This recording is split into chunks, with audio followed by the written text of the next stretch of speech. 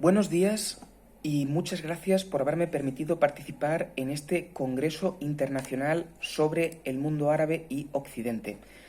En esta sesión vamos a hablar de un texto no demasiado conocido, pero quizá relevante para este debate de la imagen de lo árabe y la negociación sobre qué es lo árabe en el mundo occidental, en concreto durante el siglo XIX. Me refiero a una novela que trataba precisamente uno de estos temas, titulada Orosmán y Zora o la pérdida de Argel, que precisamente se publicó en 1830, mismo año en el que tuvo lugar la toma de Argel por parte de los franceses. La novela apareció publicada de manera anónima, pero ha sido atribuida a un autor llamado Estanislao de Cosca-Bayo, atribución que en este caso yo comparto y que procuraré defender a lo largo de esta ponencia. Para poder interpretar bien la obra en este punto, me parece fundamental conocer la identidad del autor. Porque claro, estando ante un texto que en este caso es anónimo, pues se suele hablar mucho de todo esto de la muerte del autor, de Roland Barthes, de Foucault, de toda esta gente. Con relación a textos de autor desconocido, pues muchas veces se aborda su estudio omitiendo la figura de que pudo haber un autor detrás, sobre todo con toda esta teoría de la literatura que pretende mutilar o usurpar del todo la figura del autor. Estamos hablando precisamente de un texto anónimo, pero me parece fundamental evitar confundir la anonimia con la inexistencia. Estamos hablando de un texto que tuvo un autor y ese autor debió ser una persona muy concreta y, como digo, probablemente sea Estanislao de Coscavallo. ¿Por qué? Porque la ideología reflejada en esta novela coincide por completo con Bayo, quien además fue precursor en España de la novela histórica en aquellas fechas. Tengamos en cuenta que 1830 fue la primera, la fecha que se asocia a la publicación de Los bandos de Castilla, generalmente considerada la primera novela histórica española porque fue la primera en seguir el modelo de Scott. No obstante, había otro tipo de novelas históricas que seguían otro tipo de modelos. En concreto, a Walter Scott le gustaba la recreación del pasado mediante las reproducciones de las costumbres y todo esto. Pero en el caso de Bayo, una de sus claves en su poética novelesca es la recreación no de un pasado distante, sino de un pasado reciente, de cuestiones de relativa actualidad. No hay más que ver, su primera novela fue Boileano, La exaltación de las pasiones, 1827, que trata sobre la guerra de independencia en España. Y más adelante encontramos en 1829 la que quizás sea su mejor novela, que es Los terremotos de Orihuela, o Enrique y Florentino. Un texto que trataba sobre unos sucesos históricos acaecidos en España hace poquísimo tiempo. Y en 1830, fecha en la que se publica Orosmán y Zora, publica otro sobre un tema parecido, que es Grecia o la doncella de Missolonghi.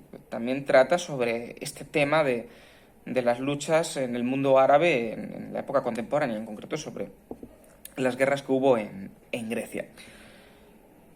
Como digo, un autor, un novelista histórico, precursor de la novela histórica, que trataba de temas de máxima actualidad en contraposición a Scott, que trataba sobre temas muy remotos, con un enfoque costumbrista.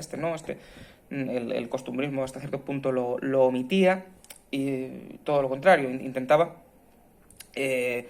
tratar sobre sucesos próximos, situaciones muy próximas al lector, al espectador, y de hecho procuraba captar la atención del lector a partir de ahí, a partir de la utilización de sucesos, la evocación de sucesos increíblemente recientes, lo cual podía ser atractivo al público porque se utilizaba también como modo documental. En concreto, en este caso de Orosmán y Zora, está repleta de notas que ilustran los sucesos relativos a la guerra de Argel. Además de esto me parece que ya lo señaló María del Pilar Gómez Martín en su edición de Los terremotos de Orihuela, la obra aparece firmada con unas siglas que no corresponden a Bayo, pero que sabemos que Bayo las utilizó en otra novela diferente, lo cual pues parece que cada vez se van acotando lo que son las dudas sobre sobre este respecto.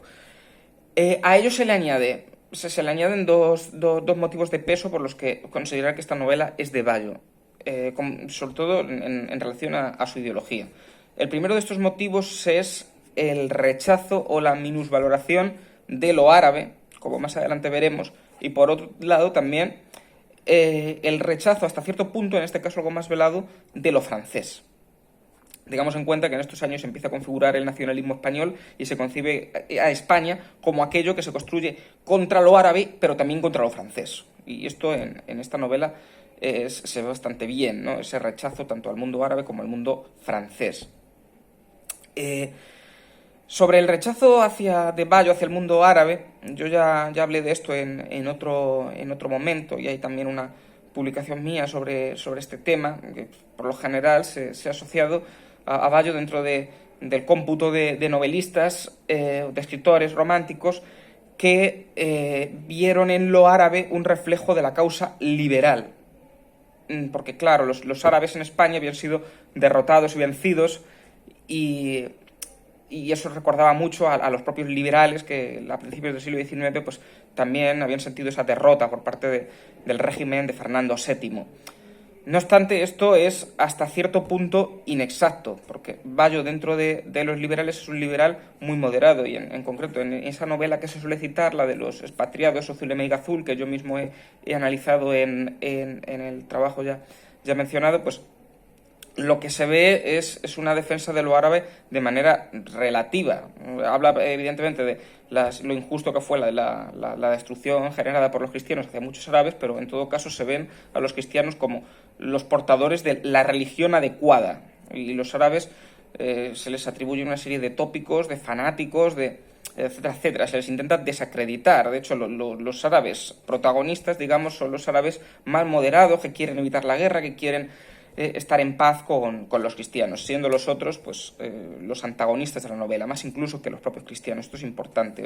Ese rechazo hacia lo árabe, en concreto hacia la religión musulmana, como algo peor que lo cristiano, está ya en los expatriados Zulema y Gazul, pero sobre todo se puede ver en otra novela, que de hecho, curiosamente, fue de las pocas que hizo Bayo a imitación del estilo de Walter Scott, que era el que estaba de moda, digamos, en Europa.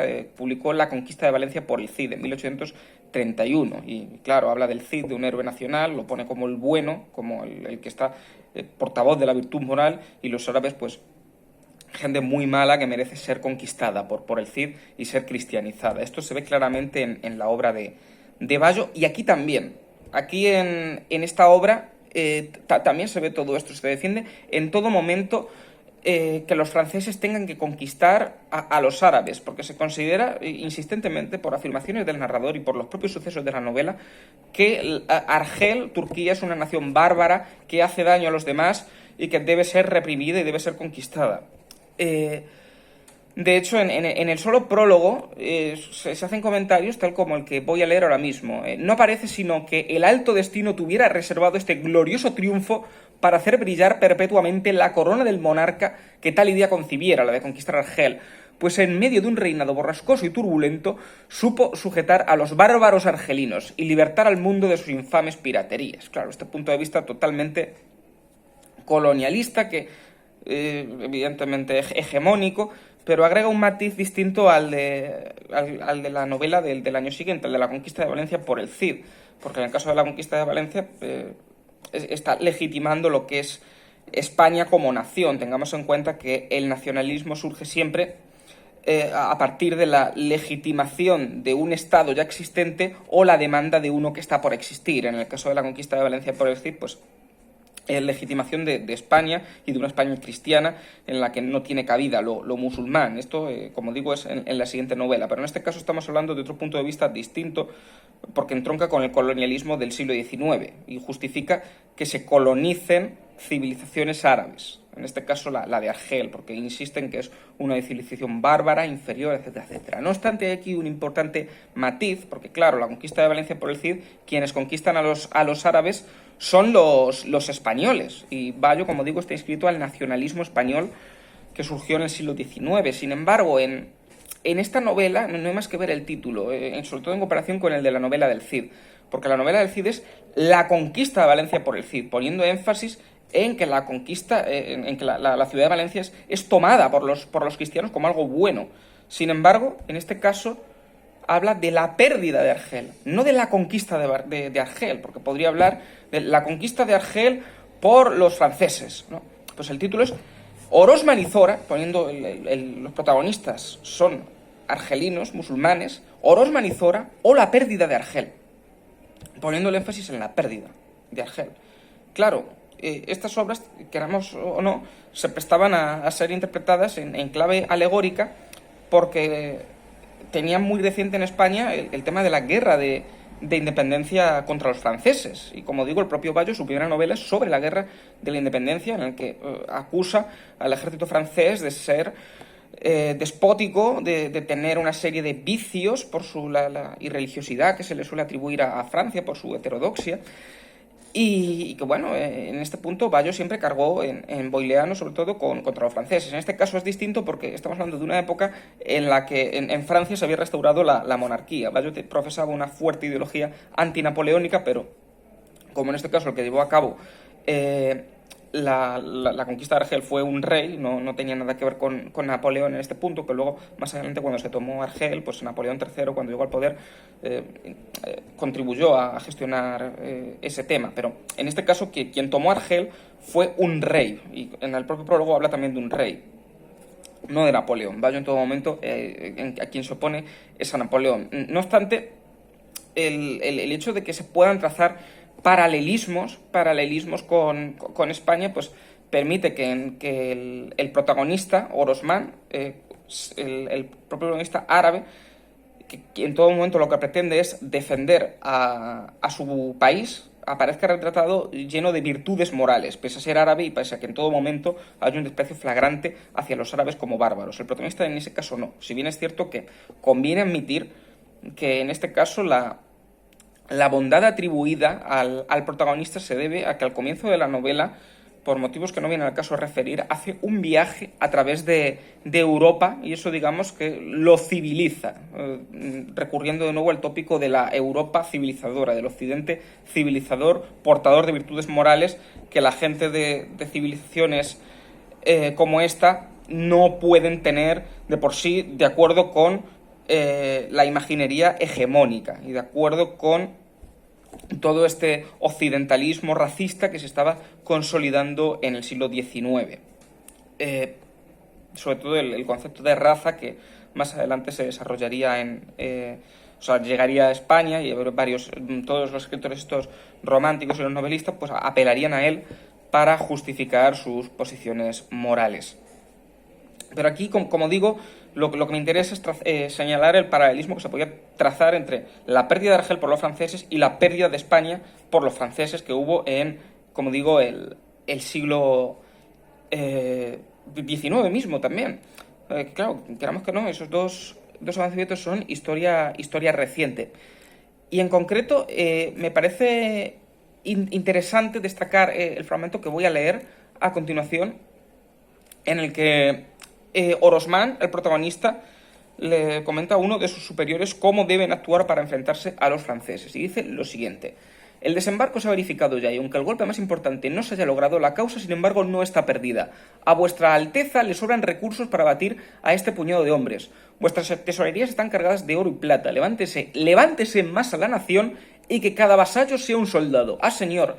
Reine la unión entre nosotros y la victoria es cierta. Cada habitante de la ciudad estaba convertido en un guerrero. El ejército europeo avanzaba hacia la capital y el regimiento de Orosmán hacía prodigios de valor en todos los encuentros. Esta forma de dignificar al ejército, a las tropas de Orosmán, evocan al ejército español. Orosmán en este punto se está comportando como un español porque ha estado en España. Y en España había habido un nacionalismo que había permitido acabar con los franceses. Y a partir de ahí pues se le habían atribuido a España una serie de tópicos como una nación africanizada e influida por lo musulmán, y por eso tan fiera y capaz de repeler a los franceses. Esta novela, en este punto, pues sirve de réplica, porque los argelinos no se logran defender de los turcos, y solo Orosmán, este personaje no solamente europeizado, sino españolizado, consigue plantar cara, aunque sus esfuerzos son inútiles, porque el resto de los argelinos, que aparecen muy poco dignificados, se siguen imbuidos en esos tópicos de barbarismo y tópicos racistas que los contribuyen a desacreditar. Tengo que dejarlo aquí porque ya ha terminado el tiempo. Muchas gracias por su atención y si tienen cualquier duda, pues lo dejamos para el coloquio. Muchas gracias.